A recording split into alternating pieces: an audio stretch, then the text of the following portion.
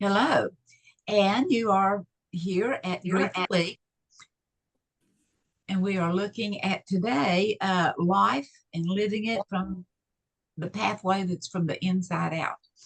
So I'm going to pull up the PowerPoint,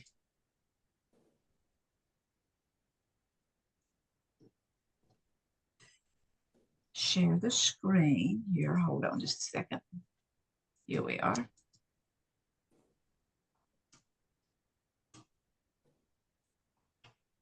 So life's pathway is inside out.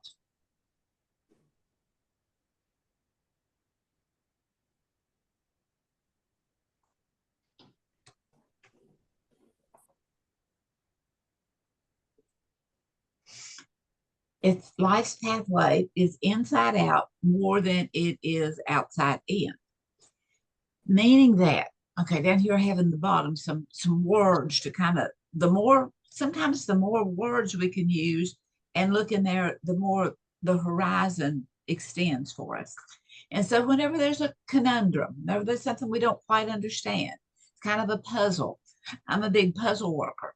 And I did a puzzle the other day that was not that many pieces, but I mean, it was like the puzzle was doing itself. And yet I've had others that have been so complicated that it took an extended period of time. But it's a puzzle or it's a mystery, a riddle, a kind of an enigma, a paradox. And that we have a tendency to think that our five senses that are internal, the five senses of touching and seeing and hearing and all that, alert us to what we need. But the thing of it is that it's what's inside that cautions us or prompts us to see what is it we need or what is it we want or what is it that is most effective for us. So before we get into this deeper, I want to just give a casual review of the fundamentals of choice theory and reality therapy, which was founded by Dr. William Glasser. One is that all we do is behave. And again, kind of put some words to it so we can see what behavior means. I had a friend that he said every time he heard the word behave, he thought it just meant stop. Doesn't matter what you're doing, just stop. So behave could be an action, it could be a performance, the way you conduct yourself, uh, strictly or leniently, the way we obey or disobey, whether where we behave goodly, politely, kindly, or we behave badly. Uh, and then also that we choose our behaviors. And what do you mean? It just happens. Well, it seems like it happens, but we are making those choices because it's that internal thing that is telling us what we want, what we are capable of, what we have the ability to learn about. It's something our behavior is. We can choose it, we can select it, we can pick it, we can decide, we can opt it, we can make sure that we're looking at the right thing before we actually work with it. Then down here, the next one, we are biologically driven to fulfill some internal needs. And to fulfill biologically, it's essential, it's a need, it's something that we are driven to fulfill. And so Dr. William Glasser determined that through much learning and study and a physical doctor as well as a psychological doctor, that internally every one of us have five needs. And they're not, I might do it sometime. It's something that they are absolutely needs to be fulfilled. And that includes surviving, loving, belonging, freedom, power, and fun. And so, just to, and in the process of these five basic needs, it is imperative that relating is vital. It's vital that we can relate to them and how we handle them and that we can relate with others.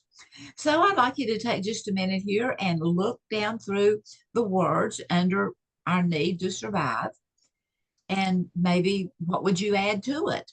Or what do you think doesn't belong under survival? We're looking under love and belonging. What are those words? How does that indicate how you get along with people or get along with yourself? What would you add to it? And then here's the other three: the power need, the freedom need, and our need to have fun, our need to enjoy, to play, to relax, our freedom need of being independent, making up our own mind, our power need. There's a lot of things maybe we could add to any of those. As to these are things that we need. It's not optional. It's an actual need. So I was reading, looking back on some articles that I clicked out, and the Continuum of Healthy Communication was written by Christopher D. Brown, and he was a Brandon University in Manitoba, Canada, and he identified himself as a crisis prevention instructor. And his article was in the International Journey of Reality Therapy in the fall of 2008. And he mentioned here a couple of things that he talked about Dr. Glasser and how that it was, he really stressed the vitality of relationships and how we need to be relatable, relate with others. And then he placed greater emphasis on love and belonging than on the other. Of the five needs, love and belonging was the one that he placed the greatest emphasis on. And I found that interesting, going along with the crisis prevention instructor, that if someone had been bullied or beaten up, that how much more to place a greater emphasis on kindness and niceness and belonging and being a part of. And then also, this is a direct quote from the article, that helping clients, that's what his goal was in being a crisis prevention instructor, was helping clients connecting their wants and helping them choose appropriate actions and thoughts. Well, that sounds good. And I've heard of a lot of teaching on reality therapy and choice theory. They're helping clients connect their wants and then helping them to choose appropriate actions and thoughts that go hand in hand with those wants. And then another quote from Dr. Brown, or from Christopher Brown, is sometimes we may lose sight of the fact that what we really want are quality relationships, not control. And it seems as though whenever you are trying to look about all the how the both sides, there was difficulties, how both sides was one against the other, pushbacks, instead of looking at what each one wants and what they're really thinking and what they're really. So Christopher Brown came up with this chart. That he didn't come up with the little guy up here. Okay, that's my little behavior card, the way that I like to help people to see that. So let's look at here first at the little behavior card from reality therapy and choice theory. That the front wheels, that we have all our behavior, we have four behaviors. We have the acting and the thinking, the feeling and the physiology. And that while we're traveling through life, we're thinking up here in our brain, we're thinking of what we want or don't want. And over here underneath the hood, we have all of these mechanical things, or all of these sensory things that helps us to see what we are needing, that we need to slow down, that we need to speed up, that we need fuel, that we need food. These are that tells us what we need. And then we're up here with our brain, we're being very selective into what we want. We may need it, but we may not want it. Anyway, this is the chart that Christopher Brown came up with. And it's kind of like the behavior card, but it's a little different. It's looking at the fact that in the middle, everything is a choice. And so all of our thinking and acting and feeling and even the physiology, that we're choosing it. And that can be looked at as that, whenever you run, you get hot and start sweating. Well, if you don't want to get hot and start sweating, then don't run. So the physiology does have a lot to do with it. But he was looking at the fact that in this little not really a circle, but in this round and round, that everything, the middle of it was choice, that it's always choice, that we're always choosing. But in choosing and in getting along with the offenders and the being pushing back with each other, are we learning what's the relationship, the satisfaction, or is the relationship satisfying? And he worked a lot with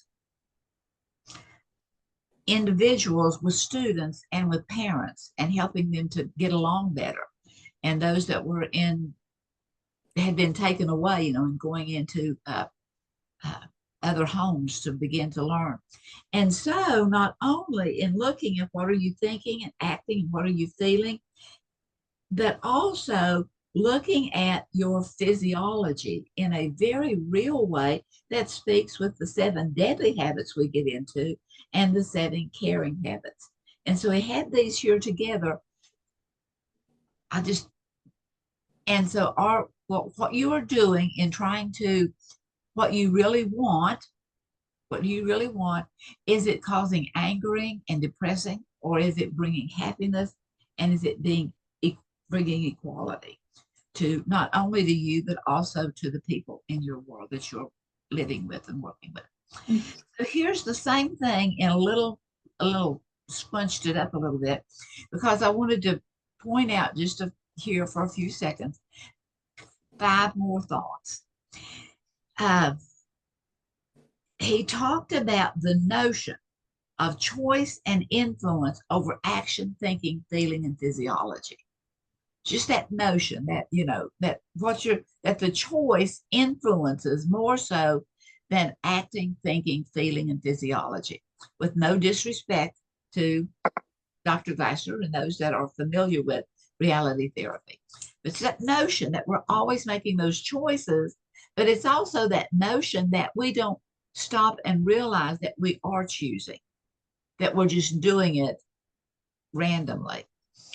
And that then he would help, talk about this, and then to use the chart to help the individuals go through the loop-de-loops and to differentiate acting and thinking from feeling and physiology.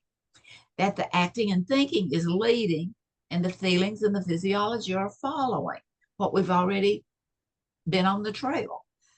It's following along in suit. That the new brain is rational. It's thinking, it's reasoning, it's engaging, and it's solving. Whereas the old brain continues to hold on to that fight flight. And it's those emotional feelings that can override the new brain. It can override the new brain. It's there, but it needs to be exercised. It needs to be thought through. It needs to be reasoning. This does work, that doesn't work. And do I want it to work? And how can it work? And is it engaging? Is it relating? And so the old fight, flight, emotional feelings can be overridden by the new brain.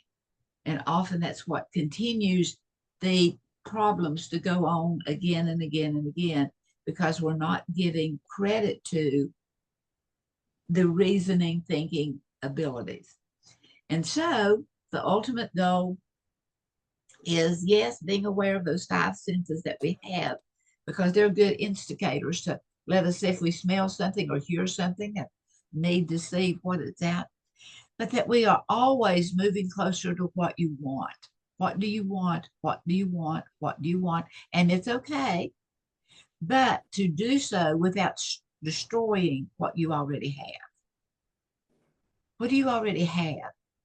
That if you continue with that fight, flight modality within inside the body, which is there and inside the brain, how are we destroying what we already have and not building effectively? So just looking at all of these things, and that the continuum of healthy communication, that we always have choices, and that within these 4 thoughts, continually to look at, are my emotions managing me, or is my reasoning managing my emotions? Which is it? and which makes for a happier, more pleasant life. Happiness and equality as opposed to angering and depressing. Well, thanks for being here and many blessings.